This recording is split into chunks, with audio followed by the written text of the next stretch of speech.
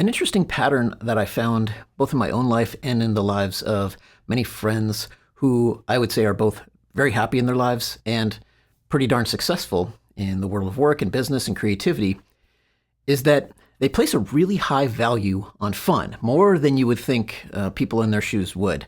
They make it higher than success and achievement or efficiency, productivity, money, and they just focus on having fun primarily, and then they use that elevated state of being in a place of good-natured, lighthearted enjoyment of life, and from there they make decisions. And it tends to be such that they make better decisions when they're engaged emotionally on the positive side, when they're having fun, enjoying themselves, and that spills over into other areas of life. It spills over into their relationships with other people. It spills over into their work, into their creativity, into their overall engagement with the world. So in this video, I wanted to just review some of the reprioritizations that I learned to do, say 25 years ago, and a bunch of friends of mine that I put in the same general category vibrationally have learned to do, and how tricky they can be and how counterintuitive some of these decisions are. First one I'd say is elevating fun above money. So above income, above profit in business, above revenue, above sales. Focus on having fun more than that. Now you can do this with a bit of a split where you have your fun activities on the side and you have your work activities and you try to do more of the fun, you prioritize it that way. But that's going to create a conflict in your mind between too much play and too much work and trying to balance those two. Instead, what I suggest is approaching work in a way where you try to make it more of a labor of love. Like you focus more on integrating that vibe of fun into your workflow, into your creativity.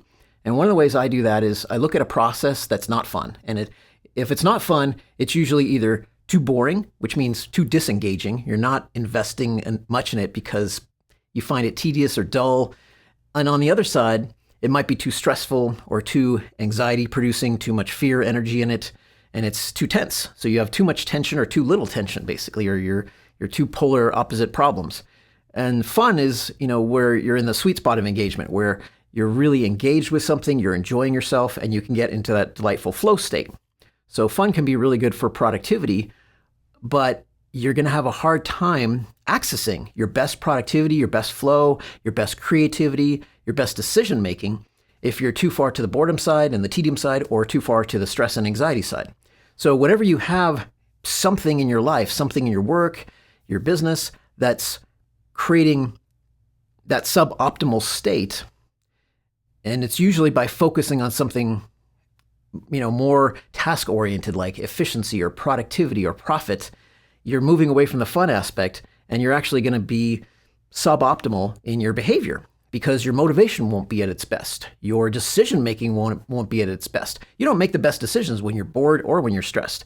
You make the best decisions when you're lightly but pleasantly engaged on a positive side. You're feeling like, I'm enjoying this. It doesn't have to be all out extreme passion. That's not necessarily the best decision-making state either, but you want to be feeling, positively engaged. You want to be in a good flow and enjoying what you're doing and making decisions from that state, and that will tend to lead to better outcomes in the long run. And so the irony is that when people focus on things like money first or success and achievement first, or there are various outcomes and attachments and results, another one is focusing on winning or focusing on validation and approval, even focusing on service, focusing on order or structure or linearity of a process, like planning things out, mapping things out, prioritizing that, focusing on efficiency and focusing on discipline, even focusing on simplicity can be a bit of a trap because fun can add more complexity. When you elevate any of those other factors in life and in work, you tend to move away from fun. And then you end up with processes or approaches that are either too boring or too stressful. So some of them tend to lead to, too boring, and some are more likely to lead to too stressful, depending on how you prioritize and, what your own proclivities are. When you elevate the enjoyment aspect, now what you're doing is you're paying more attention to your inner world, to the interior experience of a task, of a project, of a goal, of any kind of outer experience. You're looking at how does this really feel inside as I'm going through it? And that's something I began learning to pay attention to back in 1999. And one of the reasons that was a pivotal year for me is because I'd been running my computer games business for 5 years by that point and wasn't doing well. And I was about to go bankrupt, and I did indeed go bankrupt that year. And as I was, approaching bankruptcy and kind of accepting the inevitability of it, I realized my biggest regret was not that I'd not made the best decisions financially. I thought, looking back with what I knew and my naivete at the time and my lack of business experience, I made, decisions that I thought were logical, I thought were reasonable. They just weren't working out. And I realized my regret wasn't that I made problematic choices that led to more debt and led to bankruptcy. It was that I made choices that led to a lot of stress and led to a lot of worry and anxiety and, fretting about things and overwork also and feeling overwhelmed. And I realized I had a choice internally as well. Externally, I made some bad choices, but internally, I made the worst choices because regardless of what was happening with the externals, I was making decisions that were, taking me away from the enjoyment of it. And so it was not a labor of love those 5 years. It was a labor of difficulty. And I decided, I don't necessarily control what happens on the externals and the results. That felt like a lot of it was out of my control at the time. And I thought, I'm going to keep going forward and I'm going to just keep continuing the business and making the best decisions I can on the external side. But I thought on the internal side, that's where I have way more autonomy. That's where I can make way better decisions and really guarantee that they're better decisions by choosing to approach tasks and approach projects in ways that were just way more fun and way more engaging and way more interesting. And so instead of, working with publishers because I thought that was the least fun part of my business, that was the most pain, most headache, waiting on other people for things and, chasing money, chasing deals. I hated that part of it. What I loved about the computer games business I was in was the creative side. So I just decided I'm just going to do the creative side and forget that other business stuff I don't like. However, I didn't at the time know how to turn that into a profit model right away that would work. However, the fun led to what you might expect. It led to making better games, and it led to having, finally a reasonable hit that one game that was enough to cover all the income and expenses for the whole business, and then it steamrolled into other successes too. But the key was focusing on making the showing up to the business each day, making the work I was doing more interesting and more engaging for me, and just basically snipping out starting with the bottom 10% of tasks and the bottom 20%, bottom 30%, all the stuff I didn't like. Instead of outsourcing it, I just eliminated it and said, all that crap, I don't even want to assign it to somebody else because I don't think even anyone else will enjoy it. That was my thinking at the time. So I just said, that's just not going to get done. We're not going to go chase publishers and do deals and deal with contracts and lawyers and all that stuff in the old way I was doing. And instead I thought we're going to focus on the creativity, the fun, the enjoyment, the exploration of what we can do, the originality. And I also focused on the service side too, like what kind of games do we want to make for the players? And I thought, instead of just making like Me Too games to try to chase money and things that we thought would sell well in the market, instead focus on what kind of experience do I really want to deliver for the player? How do I translate what I'm doing into fun for them on the experiential side? So they're playing the game on their PC. That's the kind of games I was developing, PC games. And so I thought, I've got to focus on their fun too.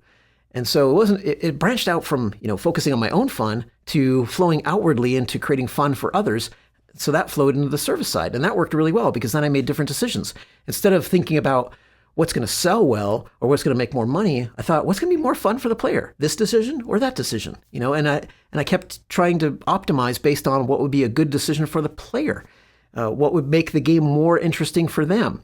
Not necessarily what was going to optimize for sales or other things like that. And that might sound, from some perspective like common sense, but I assure you in the gaming industry, even back then in the 1990s, late 1990s, it was a trap that a lot of people fell into. And I think if you follow the gaming industry today, you see that trap is out there still, right? A lot of companies make decisions based on profit or money or marketing, whiz-bang stuff that doesn't really translate into a good, fun, interesting experience for the player. And so that was really eye-opening, just how much more enjoyable the business was to run. And I stopped caring so much about like how well it was going to sell or what it was going to do financially because I was so engaged with it. It was like the work was really interesting to do each day. And it really didn't take that long. It was like 6 months or so, and the business, finally started making enough money to be profitable. And then it was profitable ever since until I decided to move on from it and get into self-development back in 2004. And even in my current business, which I've been doing for the past 20 years, I've been focusing a lot on that elevation of fun. And that has a lot of different branches to it. For some people, it's about passion. For me, it's more about like lightheartedness, enjoyment, laughing a lot. I joke around a lot with people. I do Zoom calls a few times each week, typically with Conscious Growth Club. And, I'm always cracking jokes and encouraging other people to crack jokes in the text chat as we go, or even, as they participate in the calls. And just focusing on, elevating the fun aspect, inviting people into that space. Like, yes, we're going to work on our own growth and self-development, but why don't we make it fun too? So instead of putting fun as this like back burner thing, like we have to be serious first, then we could have more fun. Try elevating the value of fun like way up to the top, if not the top, at your on your values list, on your priorities list. And you'll see just how much that trickles down into everything else. So you have more fun at work and you eliminate steps and processes that you think you need, but they're just not fun, they're just not tedious. And you start focusing on the ones that are more enjoyable, and then you crack open, like, what is the actual piece of this process that's not working for me? What makes it not fun? What makes it not interesting? And remove that, and just replace it. Try again. Try replacing it with something else. Experiment and see which approach is more fun. So I do that with the YouTube videos I post. When I make a new video, I experiment with the process quite often. And one thing I found is that I don't enjoy is scripting. So I don't bother scripting anymore. I have done scripted videos where I'd figure out, word for word what I'm going to say. And I just realized that's the most boring, tedious part of the process. So I stopped doing that. I used to hate editing. And then I found, editing's not so bad if you learn how to do it and you don't overdo it. And so I'm not into making those choppy videos where every 3 seconds is another cut. Fuck that. That's not fun for me. And I don't want to assign that to anybody else because it's hard to imagine somebody else for whom that would be enjoyable, even if I paid them. So yeah, they might do it for the money, but does anybody really love that kind of work? Maybe. Great. Let them do it. But I don't need that for my videos. And so I just kept removing, the things that aren't fun and replacing them with things that are more fun. And then I can expand and open up and provide more focus and more attention to the parts that I enjoy the most. And there are a lot of ways to provide value for other people, a lot of ways to, make a business successful, a lot of ways to generate income. You can really, sacrifice and enslave yourself to processes that are tedious and boring or overstressful and overwhelming or anxiety producing, and try to squeeze more money out of them. But how far do you really think you're going to get with that approach? Eventually either the boredom gets to you or the stress gets to you. And that's how you burn out, right? You try doing that for 6 months, a year, 2 years, and then you're wanting to give up and you're wanting to quit. If you care more about longevity and sustainability, I, for one, don't really want to keep quitting things all the time that I like doing in business. I want to find some processes and approaches that are flexible, where I can keep investing in them and keep opening them up in new and more interesting ways.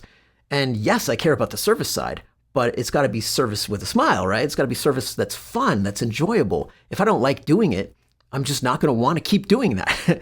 And so I don't bother with those kinds of things. I look at a process and go, that doesn't look very good, so I'm not going to do it. And then, engineer my own processes. And I find that I get the best results, and I find this is true of other people I know too. We all get the best results from deeply personalizing how we do things. Don't just take somebody else's approach and copy and paste it into your own life. You could start with that as a template, but really you want to gut it and just keep the 20% that really resonates with you and then change the other 80% of it at least. Sometimes you might just keep 5 or 10% of what you feel is valuable to you and works for you because other people's approaches, they're just not likely to hit what works for you in terms of fun, enjoyment, pleasure, sustainability, motivation. Fun is very motivating. So when you're chasing these other things, and you're focusing on some kind of optimization of a factor that you're elevating above fun, like, success, achievement, profit, that sort of thing, you're just not going to get the best results because you're not going to get the inner terrain right. You're not going to have your heart fully engaged. You're not going to have your consciousness and your attention 100% in the task, what you're doing.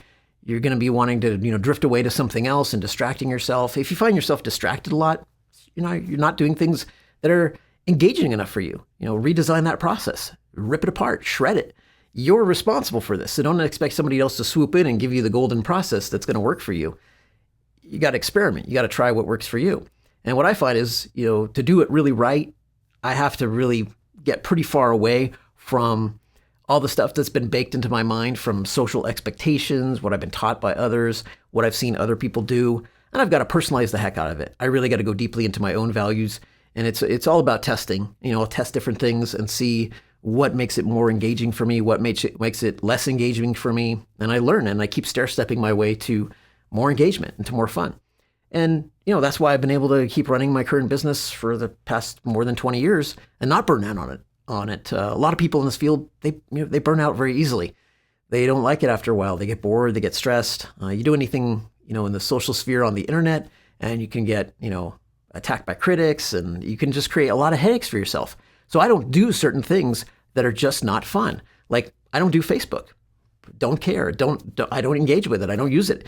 Why? Because Facebook is not fun for me and I don't enjoy it that much. And so I just cut it out of my business. I don't use it at all. X, Twitter, I quit that more than 10 years ago. Just didn't find it all that interesting or fun. Some people really love it. I just found it kind of a cesspool. So I was like, not going to do it. So I just basically sliced out the big chunks that other people would keep in their business and not bother doing them. And just what I found is each time I would take away a chunk that wasn't fun and remove it, my creativity elevated because now I'm committing myself to the path that's fun. And what happened is new ideas that were better for me moved into their place. So I found other ways to generate income. I found other ways to attract an audience. I like YouTubing. I like making videos. So that's something I'm investing in now. I like the challenge of it. I find it interesting. And so because it's interesting, it engages my curiosity, engages my attention, engages my mind. And it's, I like where it lands. It's not too stressful for me and it's not too boring for me. So it keeps me in that place of being fully engaged. And so that's why I feel like I can keep investing in it. And I want to do it in a way that feels good and where I'm not going to give up because of too much boredom or too much stress. If I start sliding one way or the other, where it's getting boring, it's getting tedious, it's getting repetitive, I'm going to kill the process that's taking me there. I'm just not going to keep doing it. If it gets too stressful, too anxiety producing, I'm going to look at that process too and saying, what am I prioritizing over fun? What am I prioritizing that's causing the anxiety to rise or the stress to rise? Am I making things too complicated? Am I putting too much pressure on myself? Am I putting other expectations, above fun? And slide it back into what's fun, what's enjoyable. Another thing that you might be surprised by is that you can even elevate the value of fun above peace. Some people place a high value on peace and peacefulness, and I get that. And oftentimes I find that those people who are wanting to move away from anxiety and stress and worry and things like that. So when they're at that end of the scale, they want to move towards peace. What I find is that fun works even better for my life than peace. Trying to have a life of peace takes me too far over into the boredom and the tedium part of the spectrum. It's like, yeah, it's peaceful, but I like a bit more stimulation, intensity now and then. So you may want to think about that range between fun and peace and see where you want to slide. How much fun do you want? How much peace do you want?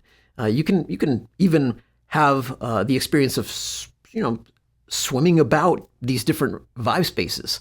And, sometimes have it be more fun, more intense, more stimulating. Sometimes have things be more relaxed, more chill, more peaceful, more gentle. I like that too. So just be aware of when you're sliding too much into, the boredom range or the overstress range. Another area where people, you'd be surprised how much better they do with fun is when they elevate it over even their job, or especially this hustle culture. Have you heard of that hustle culture? It's like hustle culture is not something I'm into. I get it. I get how people value it and they think it matters and they think it's important, but usually that takes people into the overwhelm part of the spectrum and the anxiety and the stress, side. They're getting a lot of intensity, maybe a lot of challenge. Some people may like that, but generally I don't find people find hustle culture sustainable. They just don't. They give up after a while. How long are you going to be able to do that? It's a miracle if people can last like 3 years, 4 years doing that kind of thing. Instead of elevating the hustle culture and the job, elevate having fun. And, you can even elevate fun over what you think you need to provide for yourself. And what you'll find is when you focus more and more on having fun, the creative ideas will flow, and the desire to do something more for the world, to serve, to contribute, can eventually bubble up through that. That's what I found to be the case. That, you might think, oh, you're just going to be a slacker and play video games all the time. And you know what? I don't think that's such a bad thing to do that for a while, if the video games are really what's keeping you most engaged. I did that where I checked out from much of my life, and I played video games a lot, and I even worked at a video game store for many months, selling old Nintendo and Sega Genesis games, that sort of thing. And I did that for a while, and I kind of got it out of my system. And eventually I got to the point where the gaming was feeling more and more boring and less interesting to me, less fun. And then it started making me want to stretch and do something more with my life. And so I don't think it's necessarily such a bad thing to do that. If you see something that's fun and you don't see how it's possibly going to lead to productivity, try investing in that. Back in 2016, my girlfriend at the time, Rochelle, now my wife, and I went to Disneyland for 30 days in a row. So a whole month we spent going to Disneyland and just to see what it was like and to have that experience, just to have fun. And so we had a lot of fun, and the experience cost about $5,000. That was for both of our annual passes, which got us into the park each day, included free parking and getting an Airbnb near the park, and the gas to get there and back, going to the park each day and so on, food as well. So $5,000, not too bad for just a month of nothing but play and fun. But then the ideas that spawned, I realized looking back, they generated a few $1 million in revenue for my business. The decisions that I started seeding back then while I was in that playful, open-minded, childlike, imaginative space. So it was extremely profitable to go to Disneyland for a month of my life because of all the creativity it opened up, because of that engagement.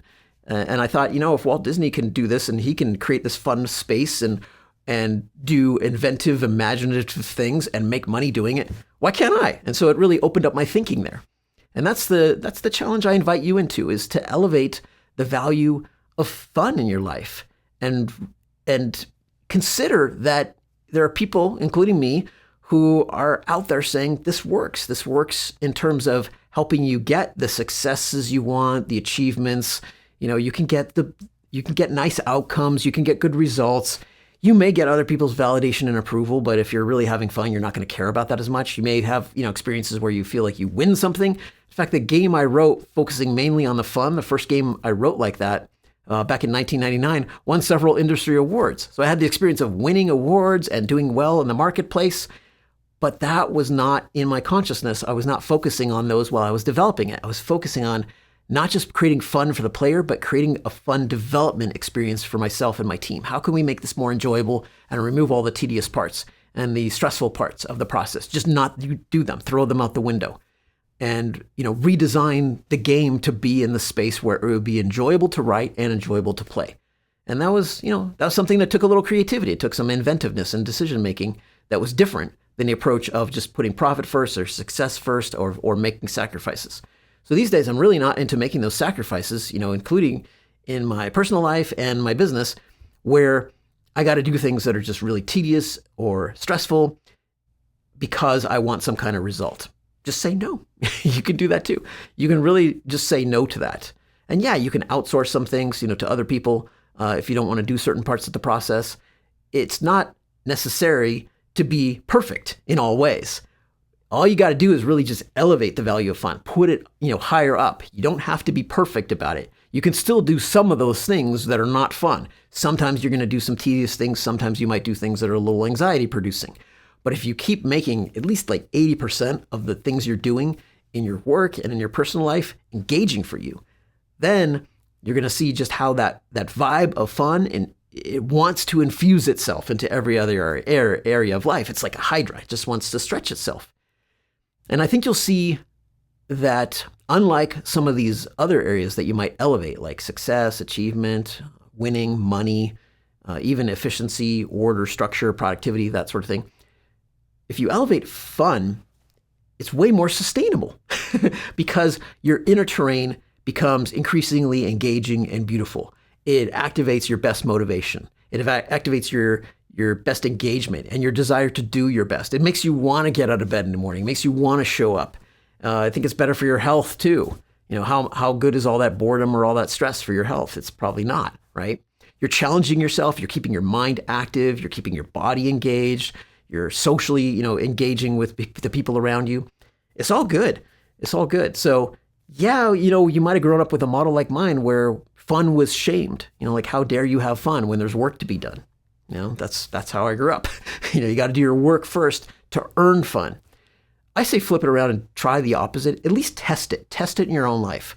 Okay, I know it works for me, and I know it works for many other people I know who are both happy and successful. And when I see people doing the opposite, where they elevate these other things above their inner terrain, above their emotional health, above their inner engagement and motivation, it kills them. You see it in their eyes. And even if they're making lots of money, I see these people. They tell me, even if they're making 10 times as much money, 100 times as much money as I am, some of them have told me they're jealous of me and my lifestyle because I don't have to do what they do. They got to travel all the time or do all these things that they don't enjoy so much because it's forced upon them. Their life is filled with obligations and worries and concerns and responsibilities. And I like to keep things light and airy and playful and engaging for me emotionally. And when I find the stress meter's getting too high or the boredom meter's getting too high, I just say, nope. Back to the fun, back to the enjoyment, back to getting that inner terrain, the heart alignment correct first. Prioritizing the heart alignment works because the heart acts basically as a state controller for the brain. You get the heart into a place of somewhere between peace and fun. I like it more on the fun side, the more stimulating side, because I don't find that stressful. If you find too much stimulation too stressful, tone it down and go for more peace. You get your heart in that right space, you'll make better decisions. You'll make better decisions that will give you more fun, more peace, more of what you want. So that's my invitation for you, is experiment with this. Explore placing a higher value on fun in your life and see how that moves the needle for you.